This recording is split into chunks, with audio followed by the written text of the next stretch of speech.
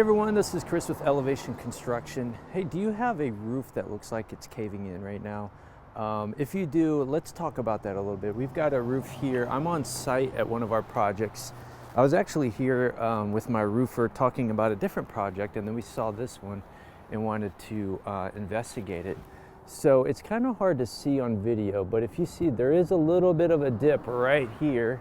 If I could change the angle a little bit, you can kind of see some dipping there. You get into the middle of the property, it looks fine. And then we get over here and you can kind of see the cave, the little dip in right on that side as well. And you can look at the line on the roof here. You could see some of the cave in, like right over in here, there's a bit of a dip. So we went up there to go investigate it. And there's a couple of things that could be wrong with here. One is the wood underneath could be bad. The plywood underneath could be bad, which means that, and we did look at it, we saw that the last time they did the roof, they just put shingles on top of shingles. Now, these shingles don't look all that old, but if you put new product on top of old product, you still have the old problems underneath. And if you have bad wood and it's sagging, it creates this little cave where the water can kind of seep in underneath the shingles, under the flaps, and then it just kind of moves down and finds the nail, and then when it finds the nail, it'll go down and start creating leaks.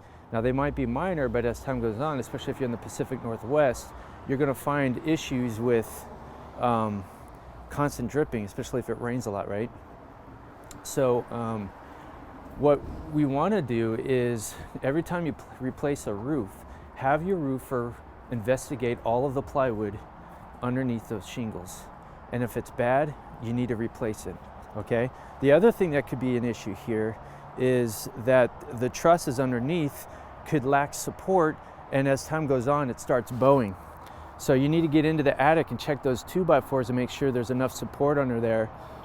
If not, you're gonna have to take things off and get that support so that there's no bowing, because if there is bowing, and I'm moving in the back here because there's bowing on this side as well, it just increases the chances of water seeping down into, you can see right here, underneath those shingles, finding that nail and that hole to get down into the attic.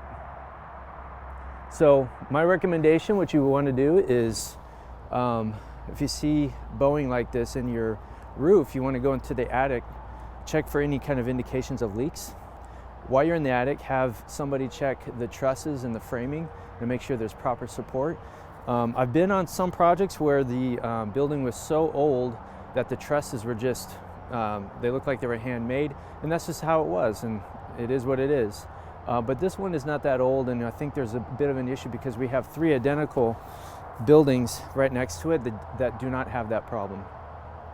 So here at Elevation Construction, what we do is we work with investors, because we are investors ourselves. We have that investor mindset. And we also have the property management perspective. What that means is that whenever we do a project, we always look ahead and we want to eliminate any kind of potential for maintenance calls or any future issues that you might typically get a phone call late at night. So we want to eliminate all that stuff. And that's what we do with all our projects. That's how we help out our investors.